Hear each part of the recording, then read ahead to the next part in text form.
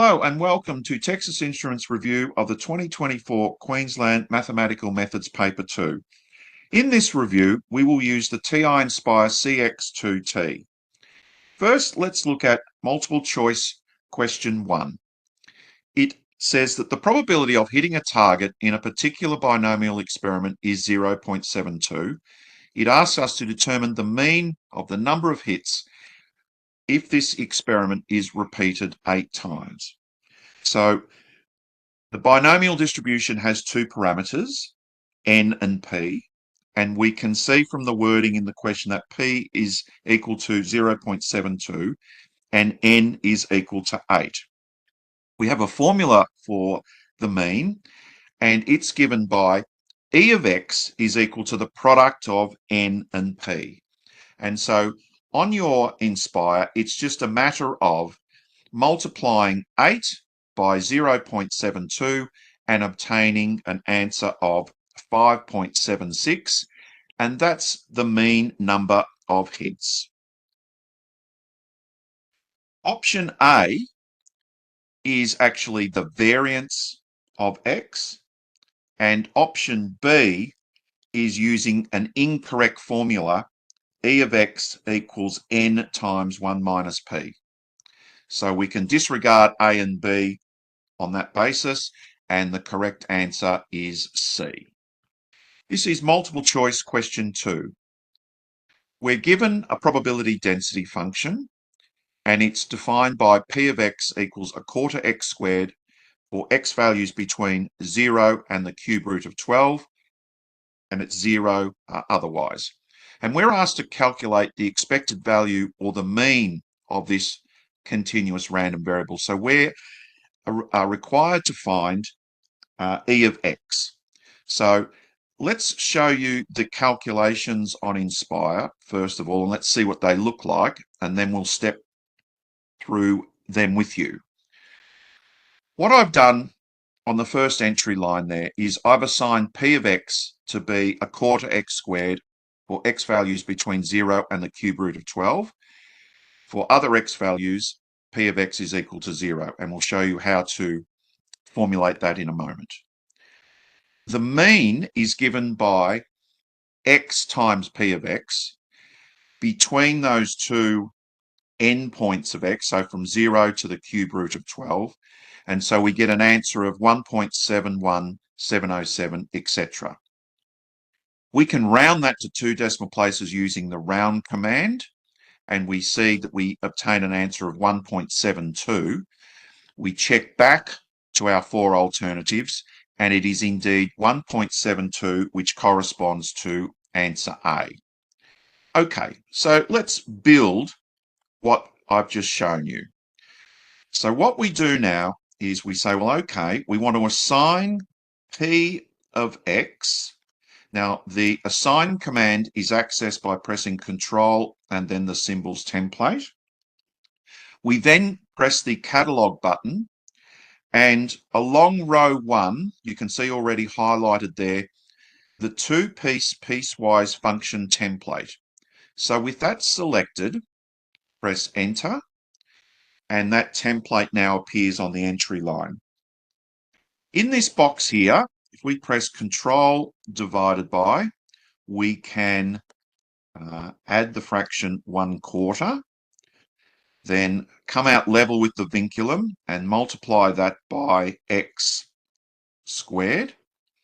Then press Tab, and that takes us to where we need to define where this is from. So we say, let's say 0.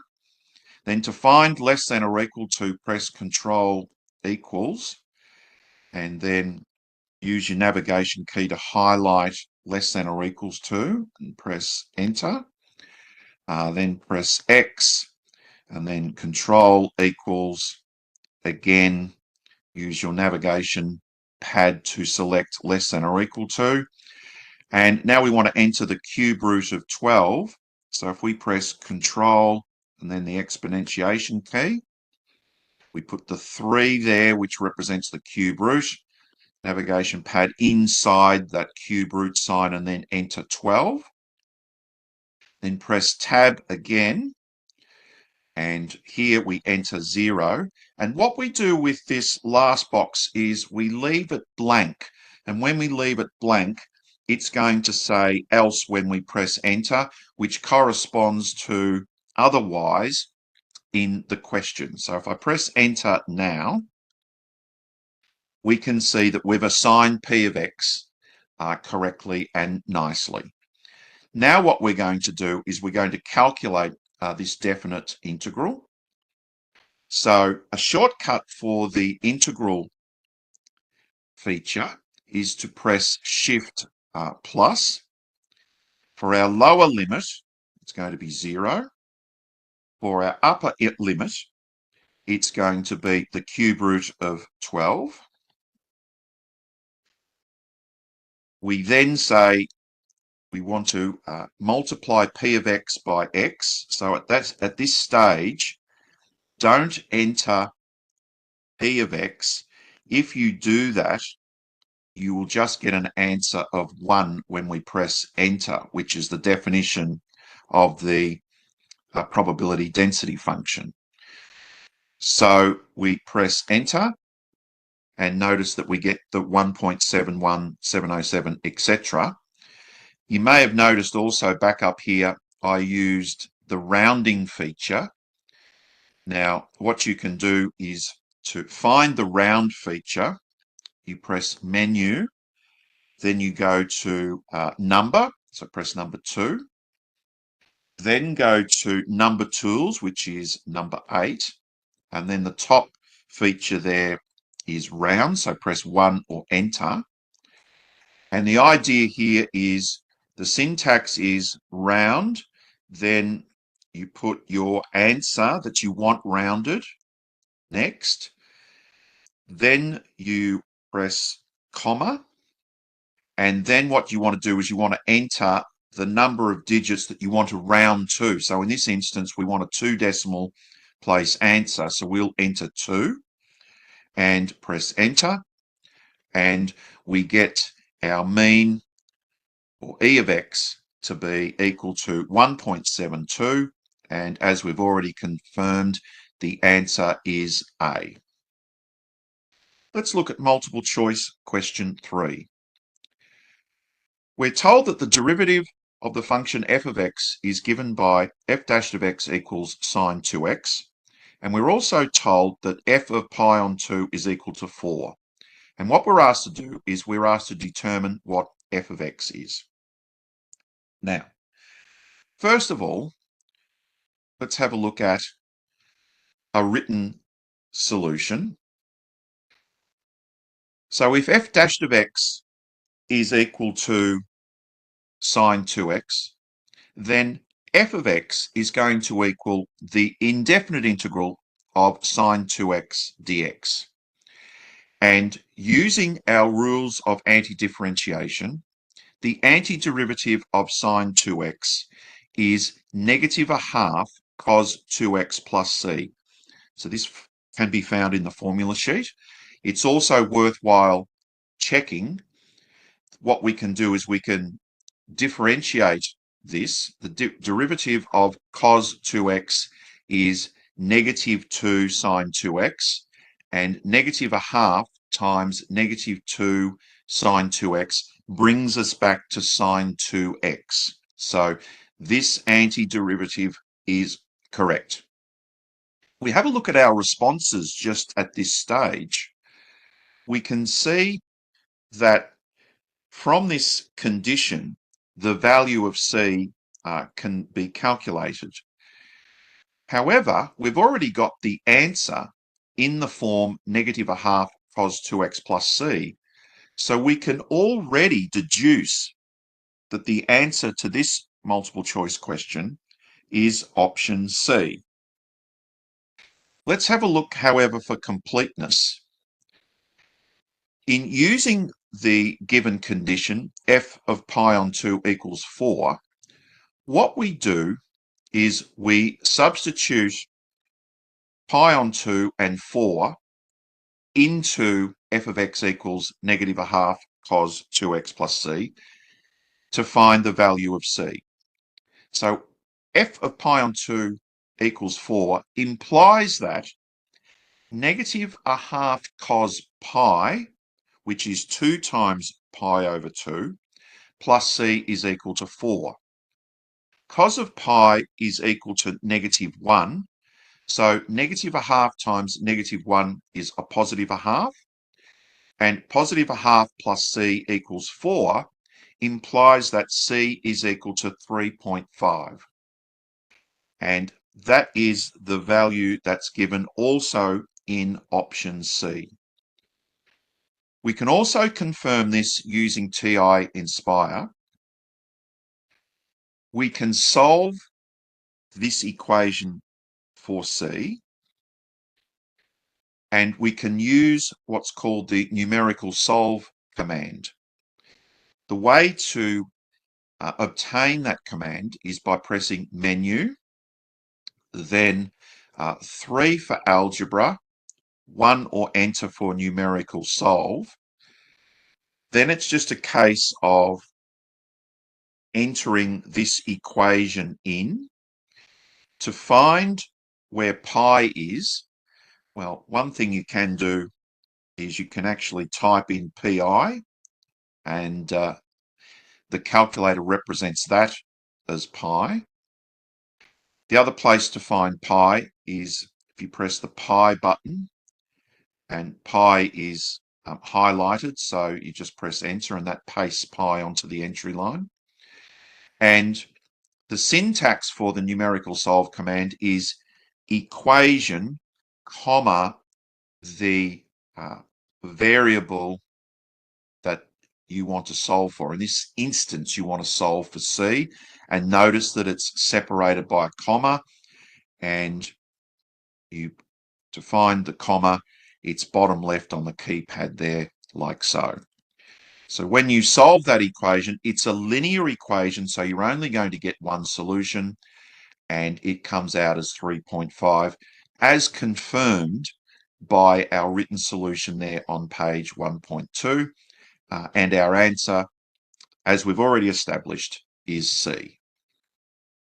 And looking finally at the options in question 3, you will note that option D looks quite similar to option C, except there's a sign error. If we have a look at our working, if you choose option D, what's happened is you have found f of x to be a half cos 2x plus c. And also note that in options A and B, there is a sign error in B, but in both A and B, what's happened is that the constant negative a half, or in the instance of B, with the sign error a half, has been neglected. So you can also consider multiple choice questions from the point of view of eliminating incorrect answers, leaving you with the correct answer. Let's look at multiple choice question 4. A Bernoulli distribution is a discrete probability distribution for a random variable that has only 2 possible outcomes, either success or failure. We're asked to consider this Bernoulli distribution where the outcomes for rolling a 6-sided die are either a 4 or not rolling a 4. And we're asked to determine the variance of this Bernoulli distribution. So the probability P of rolling a 4 is equal to 1 over 6, and therefore the probability 1 minus P of not rolling a 4 is equal to 5 over 6.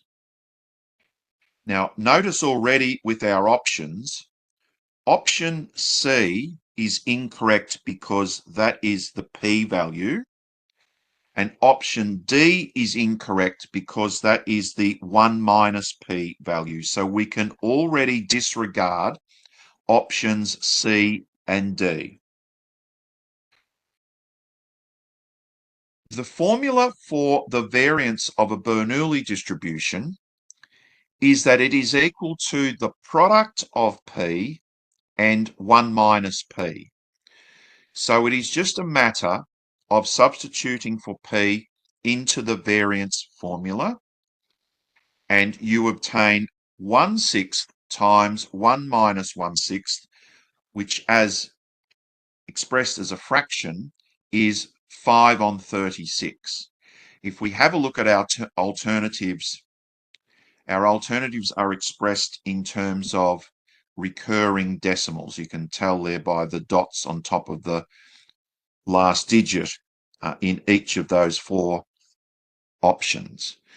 So it's a safe play here to take our fraction and to convert it into a decimal.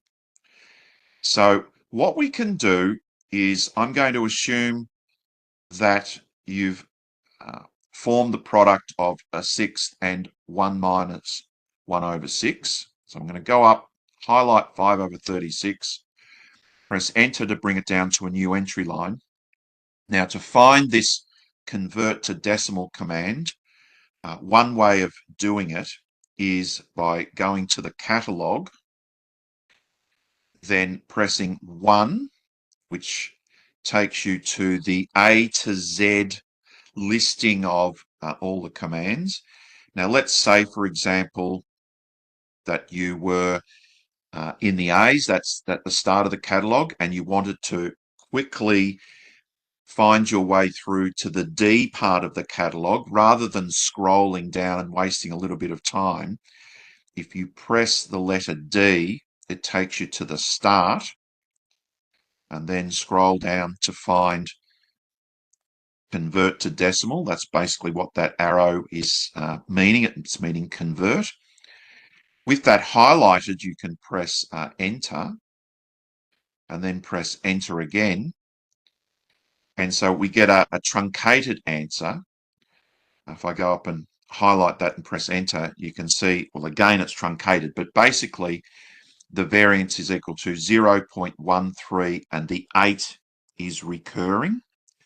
So if we go back to the question, we can see that the answer to question 4 is B, 0.13 with the 8 recurring.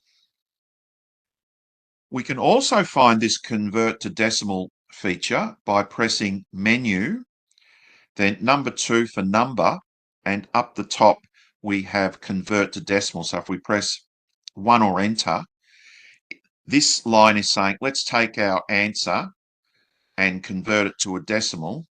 What we're going to do here is we're just going to change that to 5/36. So have it back as a fraction and then press enter.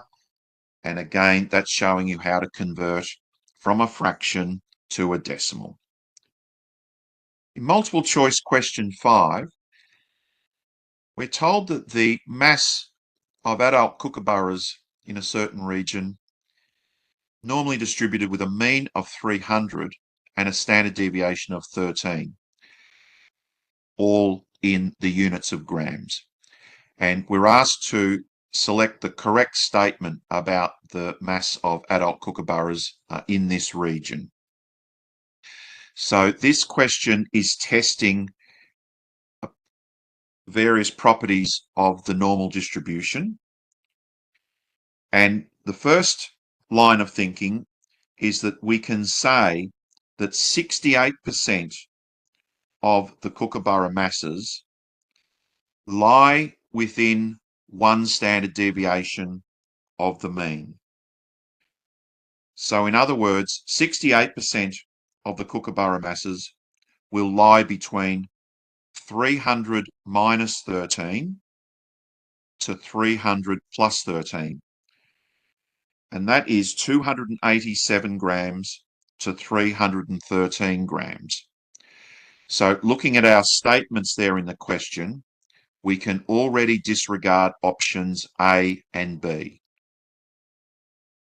We also know that 95% of the kookaburra masses lie within 2 standard deviations of the mean. So in other words, 95% of the masses will lie between 300 minus 2 times 13 to 300 plus 2 times 13. So therefore, 95% of the kookaburra masses lie between 274 grams and 326 grams.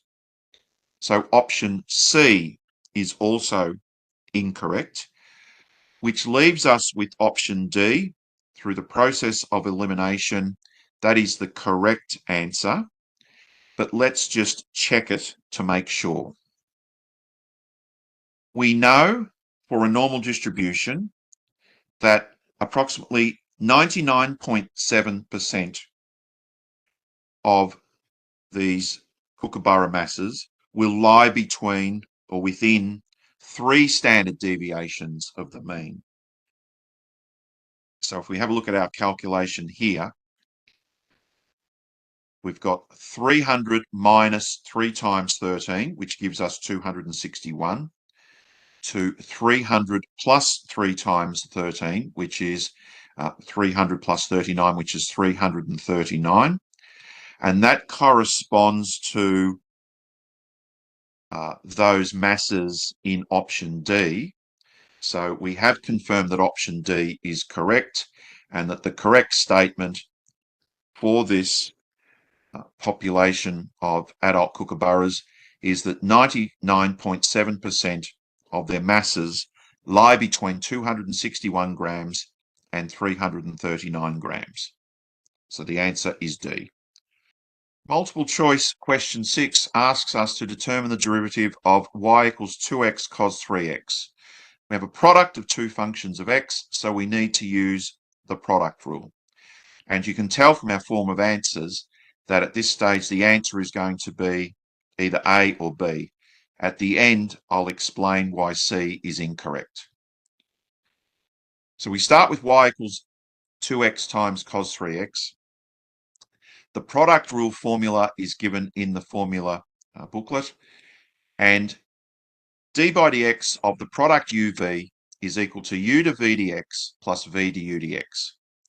So we let u equal 2x, we let v equal cos 3x, du dx is therefore equal to 2, dv dx, now cos goes to negative sign, and the 3 comes out the front, so dv dx is negative 3 sine 3x. We now substitute those 4 into the right-hand side of the product rule formula. So first of all, let's have a look at u dv dx. For u dv dx, u is 2x, and dv dx is negative 3 sine 3x, so they've been substituted in. Now we have v du dx. Now note here that v is cos 3x, and du dx is 2. And what I've done is I've written the du dx, or the 2, first. So the product of those two becomes 2 cos 3x. Then it's just a simple matter of multiplying the 3, the negative 3 by 2x. So negative 3 by 2x is negative 6x. Obviously, we've got the sine 3x plus 2 cos 3x. So that's the correct product rule derivative. Go back to our alternatives, and you can see there that that corresponds to option A. Note that it's written the other way around. I've got negative 6x sine 3x plus 2 cos 3x. Swap those around to say that that's 2 cos 3x minus 6x sine 3x. And there you have option A. Option B has occurred because of a sign error. In option B, what they're trying to catch you out on is they're trying to get you to consider that the derivative of cos 3x is 3 sine 3x and not negative 3 sine 3x. So that's the source of that change in sign. But most importantly, in option C, this is what we call the non-product rule. Okay, and this is basically formed by calculating du dx multiplied by dv dx. All right, so in other words, 2 times -3 sine 3x gives you -6 sine 3x. In product rule differentiation questions in multiple choice, the non-product rule will always be one of the alternatives. So make sure you spot that one early and disregard it immediately.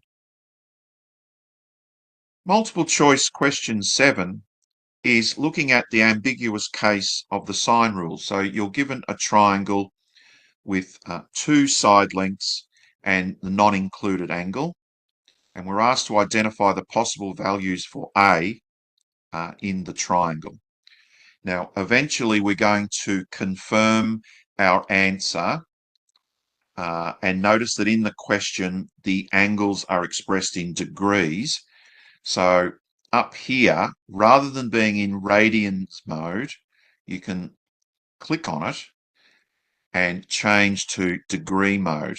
So I'm in degree mode for when we confirm our answer to this question. Now, for the ambiguous case, the 2 possible answers for A, the 2 of them should add up to equal 180 degrees. And if you apply that test to each of these 4 alternatives, you will note that option B, when you add 53.5 degrees to 126.5 degrees, you get 180 degrees. So the answer is B. Let's delve a little bit further to ensure that we understand fully why it's B. So the ambiguous case of the sine rule occurs when we're given 2 sides and a non-included angle, and this is called the SSA case. Now, this case happens when the side opposite the given angle, so the side opposite the given angle, the side length is 8 centimeters and the given angle is 40 degrees. This case happens when that side is shorter than the other given side. 8 centimeters is a shorter length than 10 centimeters. So that is a way of detecting that we have an ambiguous case. So there are 2 possible triangles that satisfy this situation. And as I've said, the 2 angles add to 180 degrees, and so the answer is B. Now, if you want to delve a little bit further, what you can do as well is you can find these 2 possible values for A. So first of all, what I've got here is I've used the numerical solve command, which is accessed by pressing menu, then 3 for algebra, 1 or enter for numerical solve. And what I've done is I've solved 10 on sine A, so I'm using the sine rule, 10 on sine A, 10 on sine A equals 8 on sine 40, and I can confidently enter 40 because I'm in degree mode. If I was accidentally in radians mode, what I would need to do is I would need to tell the Nspire that I want to work with degrees, and what you would do then is use the degree symbol. So you type in 40, and then if you press the pi button, for example, and went down 1 and pressed enter, that would designate that, okay, we're in radians mode, but the calculator will still recognize the angle as 40 degrees. So I hope that that's nice and clear. So 10 on sine A equals 8 on sine 40, and we solve for A, and we get an answer that correct to 1 decimal place is 53.5 degrees, and that's one of the answers.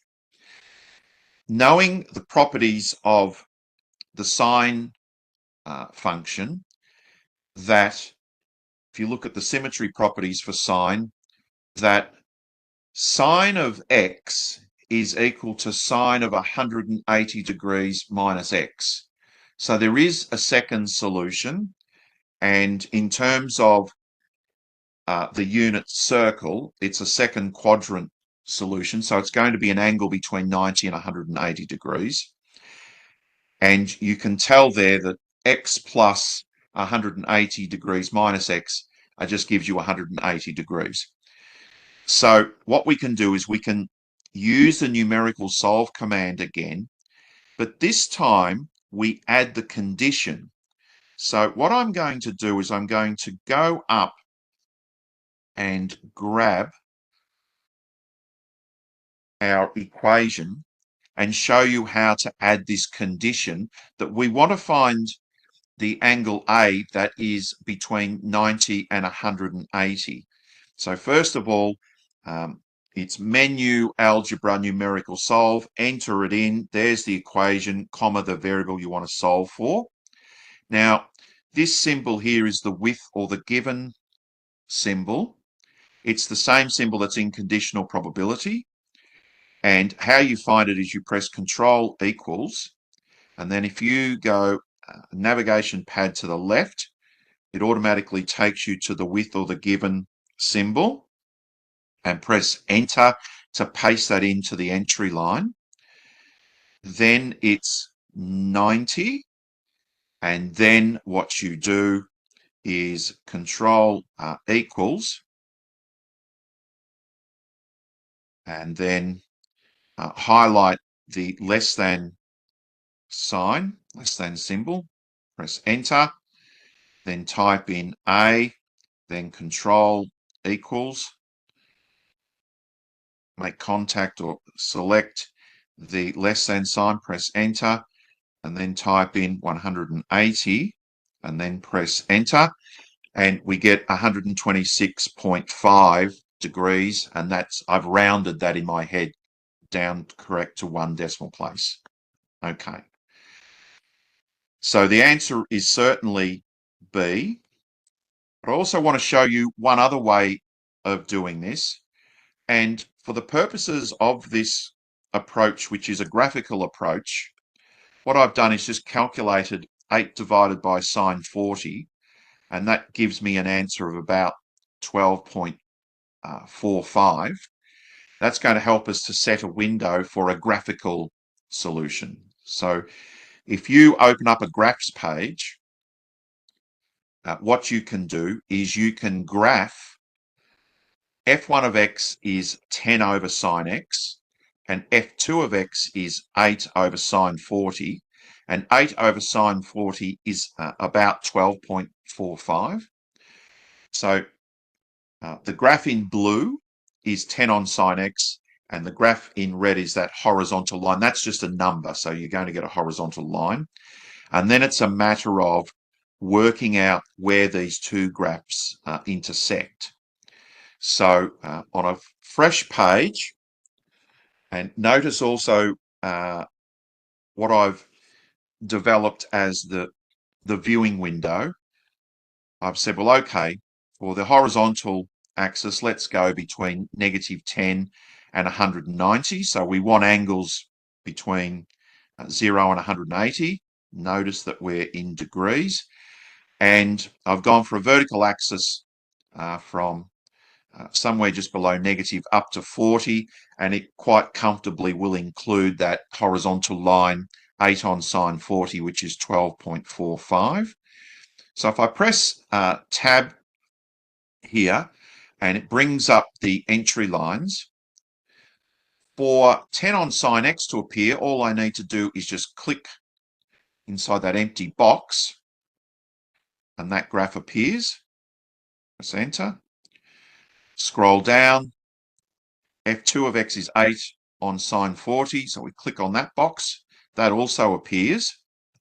We go back and make sure that they both appear. Press escape.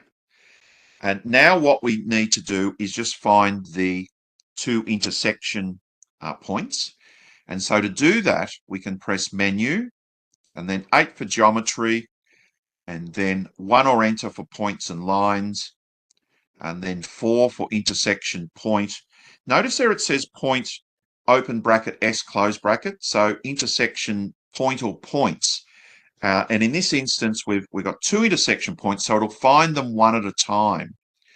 rather than, if I press escape, rather than in analyze graph, there's that command, which is intersection, that will only find one intersection point at a time. So it's quicker on time to go to geometry, which sort of doesn't make sense, but it does work out. 1 or enter for points and lines, 4 for intersection points. And all you need to do is just click on each graph, press escape, and then we're just moving these two answers. And what you can see there, that's 53.5 degrees, correct to one decimal place, and that's 126.5 degrees as one correct to one decimal place.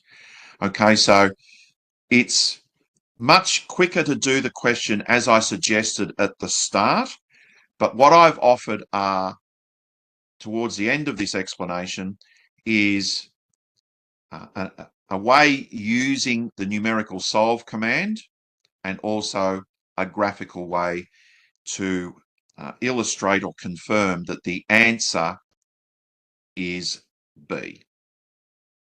Question 8, we're asked to calculate the total enclosed area between the graph of that quadratic y equals x squared minus x minus 6 and the x-axis from x equals 1 to x equals 5. So x equals 1 and x equals 5, they're essentially vertical lines. We go to our next page here. And so your approach, there are two approaches really. And the best approach is the graphical approach.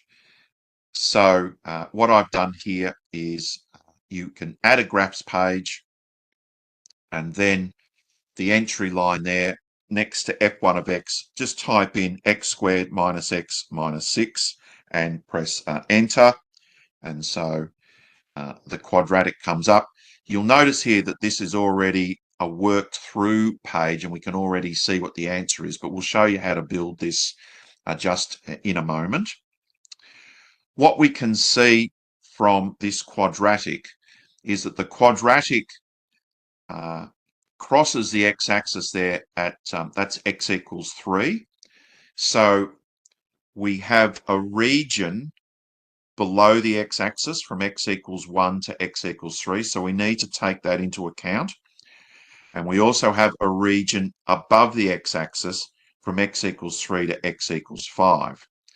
Now I'm going to show you how to use the bounded area command, which will give us the sum of these two areas, takes the sign into account, and gives an answer of 20. So let's already confirm that the answer to this question is indeed going to be answer D. But now let's show you how, in fact, I developed this page. So if we go to another page, and this is a graphs page, and I've already plotted the graph, and I've already set my viewing window for x values from -3 to 6, and for y values from -8 to 15. Tick marks there on the vertical axis worth 5. Most importantly, tick marks on the x-axis worth 1. And so I did that by pressing menu and then 4 for window zoom, 1 or enter for window settings, and then you can set this as I've done here. And to move between each field, you can press tab each time. Another way of doing it is, for example, let's say this was -5 and you wanted it to be -3. Then use your cursor to make contact with the -5, press enter twice, and now you can see that that -5 can be edited. So you can now change that to -3 and press enter.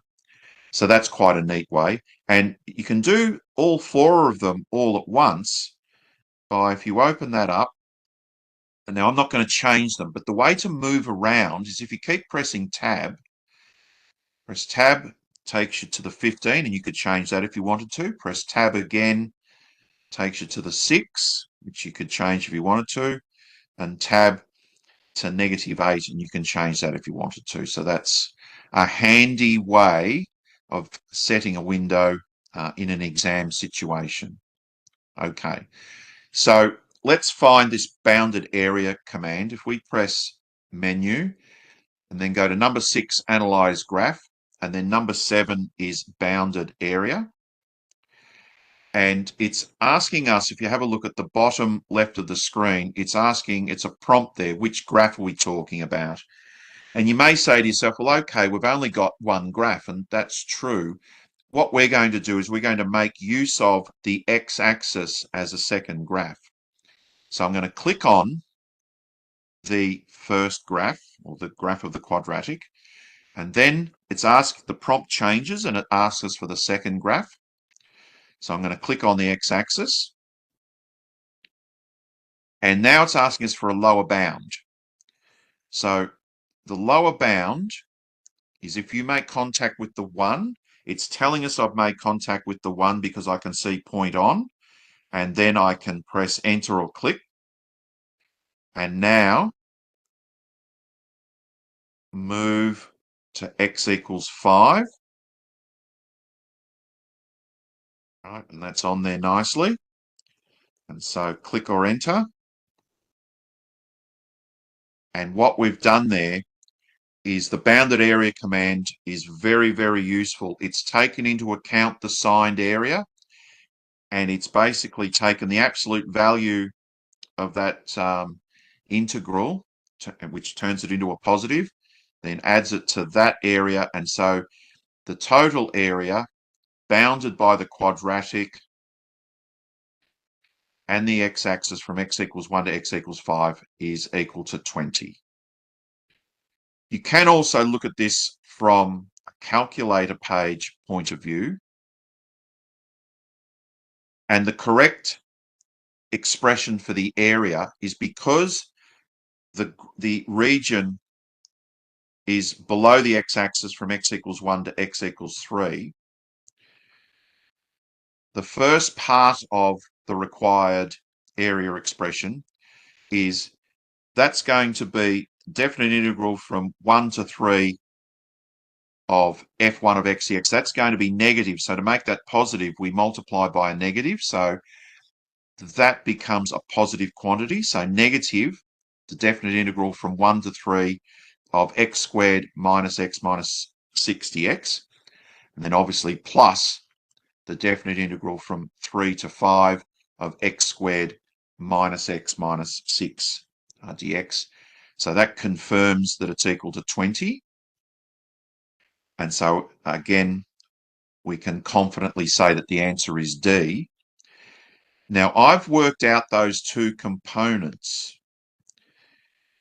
and I've got an answer of 7.3 recurring and 12.6 recurring. And if we have a look at our alternatives, correct to 2 decimal places, one of them is 7.33, which is option B. So option B is, if you like, that signed area, and option C, which is 12.67, is this area. Okay, so we've been able to determine why options B and C are incorrect, and we've been able to show why option D is correct. Multiple choice question 9. We have a graph of y equals f of x there on the screen, and we have 4 points P, Q, R, and S. One of those labeled points, P or Q or R or S, it's known that the first derivative, or f dashed of x, is equal to 0.